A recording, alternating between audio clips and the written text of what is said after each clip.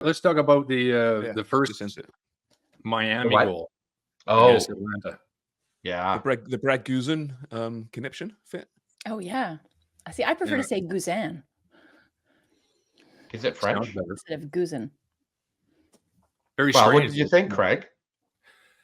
I don't know. I watching it, I put some blame on Guzan for starters, but there's also a move toward him. He's going to kick the ball.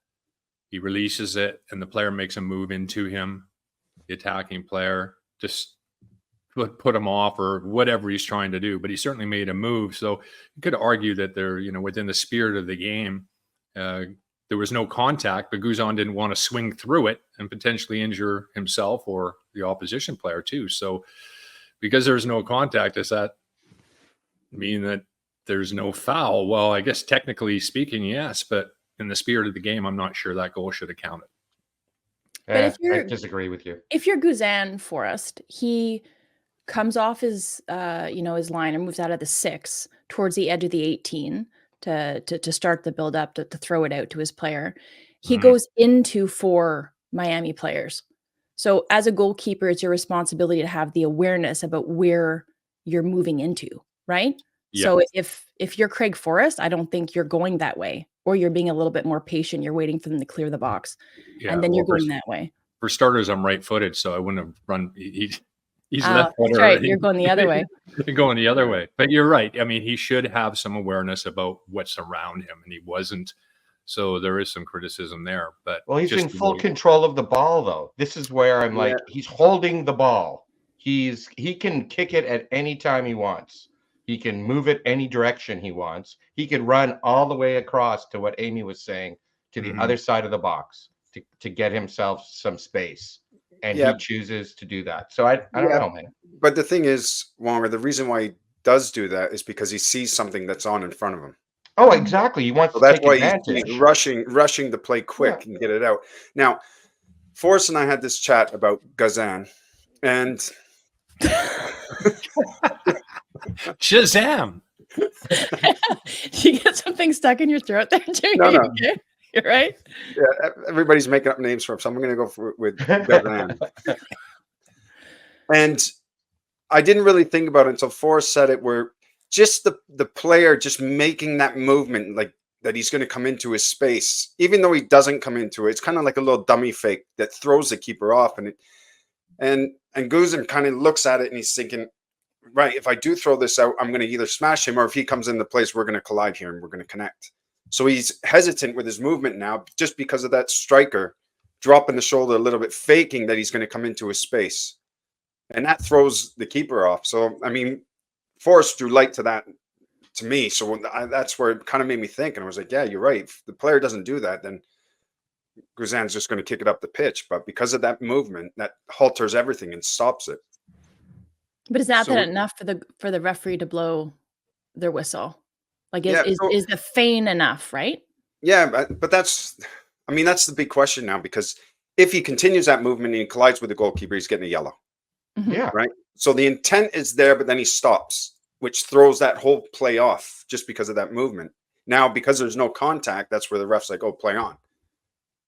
Right. So it's a tough. Yeah, but it's the contact that causes a yellow, the violation. It's not the feint. Everyone feints. Everybody fakes. So if you fake well and it forces someone to go a different direction, that's kudos to you and your talent. This guy's still in complete control of the ball, and he could stop at any time. That's, I guess. So the spirit of the game, I don't know the spirit of the game. No, but I think with the keeper as well, I mean, it's not like he's holding that ball and he's kicking it straight out of his hands. That keeper's got to drop the ball to kick it.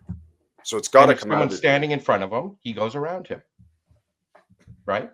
Well, he couldn't, because the player's coming from the side, which he started to move forward into. Yeah.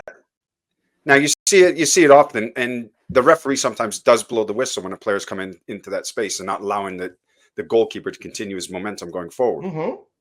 So that was part of the reason where that player's coming into that space now, and Brad's kind of just looked and went, he's coming into my area. I've got to release this ball so I can kick it. I love how he's Brad now. I know, he's first name. Yeah. First name basis. But usually Right. in that situation, the goalkeepers get the benefit of the doubt, right? So in that Mhm. case, what's good for the Guzan is good for the gander. Yeah. You just suck it up, right? Well, if he swung through it and he So kicked the good. guy up the ass, there would have been a yellow card to the opposition player, Right. right? That's right. It is an I- interesting one. I've never seen It is. something quite like that. He was It would he be was good to have round like a rather. referee on there and explain it, because it's. At first, I was like, whatever, nothing, and then after, when I was talking with Forrest, Yeah. I was like, yeah, it makes sense.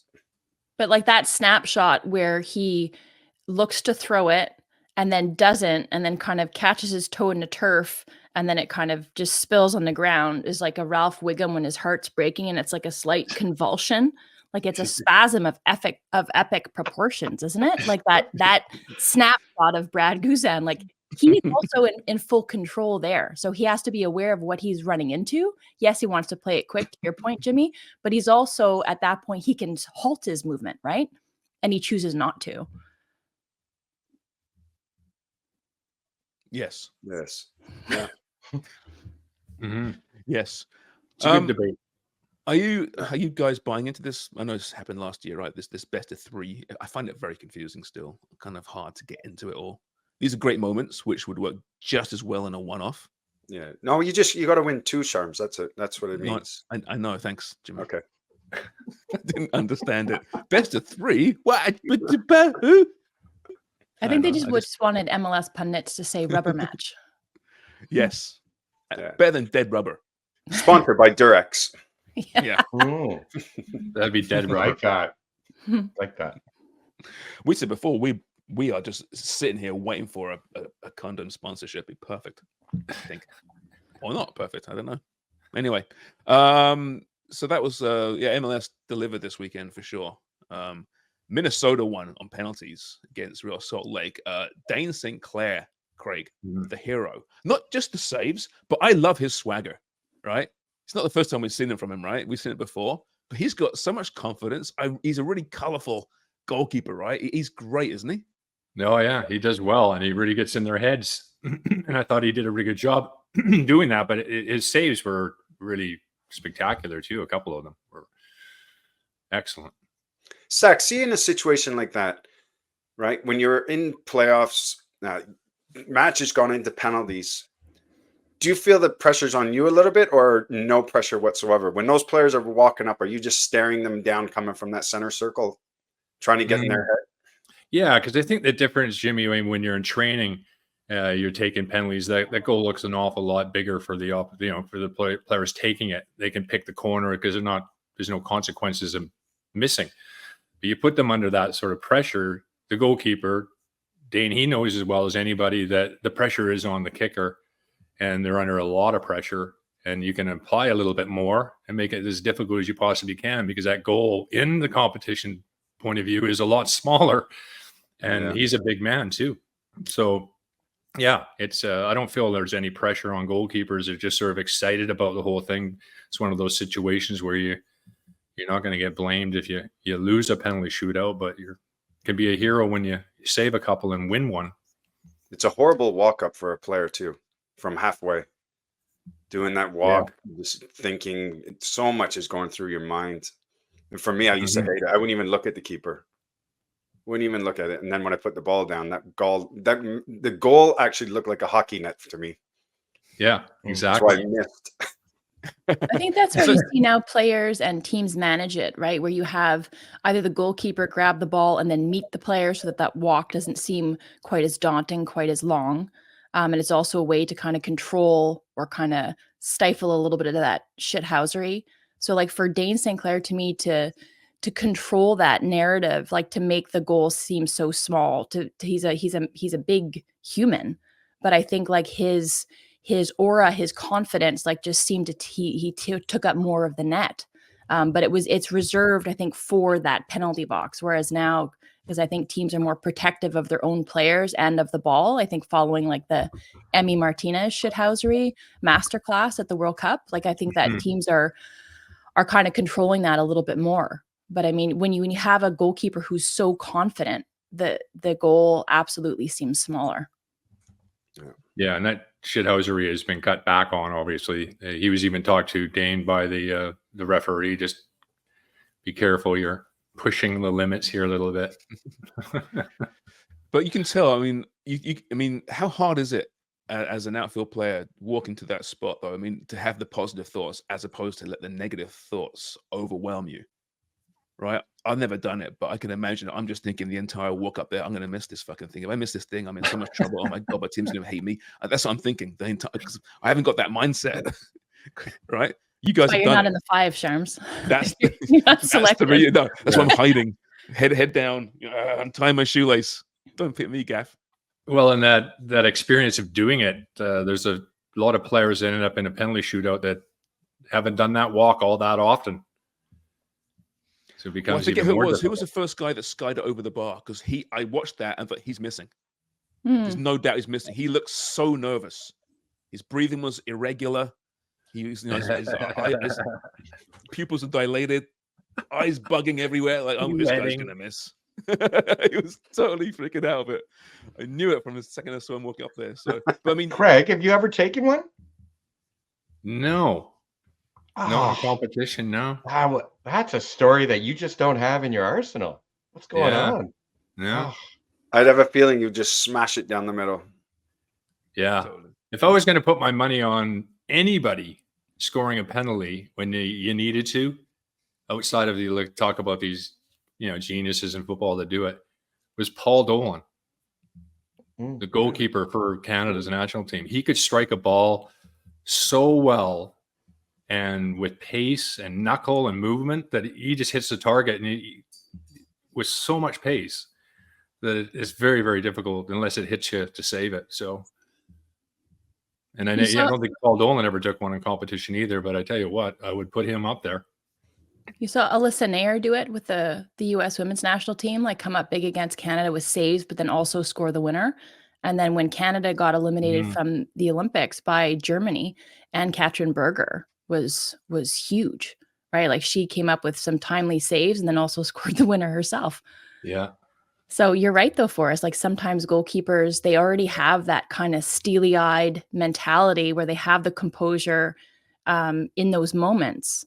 But on the other side of the ball is to strike it purely with power and precision because they know where not to put it. Yeah, that's true. Yeah. Yeah. And a lot of people put too much emphasis when they're approaching the ball to try to disguise it. Goalkeepers aren't going to, they've already made up their decision. I mean, unless you're really telegraphing where you're taking it, it's difficult to tell as a run up where the player is going to take it in the first place. So I think that they should think less of that, trying to disguise where you're going, and just make sure that you put the ball in a position the goalkeeper can get it, regardless if he goes the right way or not. Put it where So you're Forrest's saying- water bottle is. Yeah, That's yeah. right. But in most cases, Craig, you knew like beforehand. You determined where you were going. Yep. before the walk. Yeah, you always have something in your head, and then sometimes you would change that. But for every one you get right, there's many that you get wrong. Remember Chile's Jose Luis Chilavert? He took penalties for Chile and was it Chile or Paraguay? Yeah, Chile, I think it was. And free kicks too. He was incredible. Was he Ball- Chile or No, was he Paraguay. Paraguay. Paraguay. right? Paraguay? Was it Paraguay? Was it? Paraguay. Okay. Yeah. Okay. He was incredible. Like he'd Yeah. score like 10 goals a year from the spot and from free kicks. And from free kicks. Free Yeah. kick. Yeah. He was unbelievable. Yeah. It's a dangerous one, though. If you hit the wall and you got yourself 80, 90 yards to get. Yeah, no kidding. Eh? Sprint back. Yeah. Sharms, just to wrap up their talk, you were asking about that walk, right? To go take the penalty. Like I've told this story before. Like I ended my college career, my penalty got saved by the Notre Dame keeper.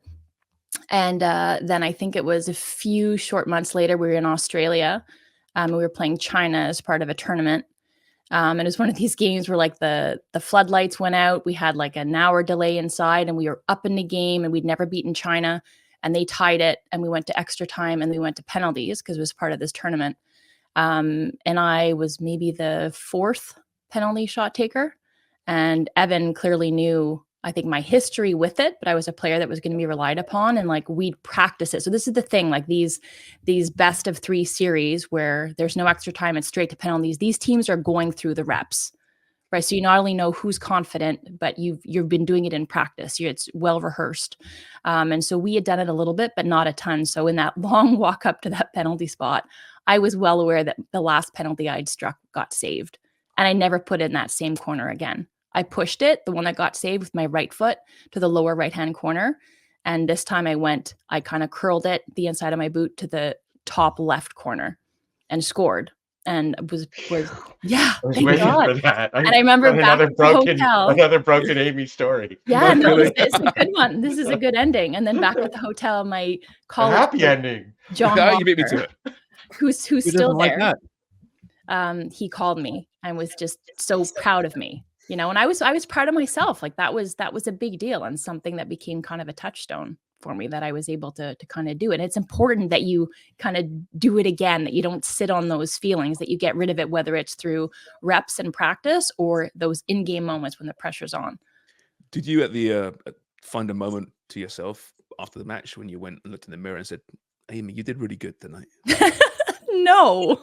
No, I just think I don't you know would. why I seem like one of those people that like is devoted to self-talk in the mirror. Yeah. You were great out there, kid.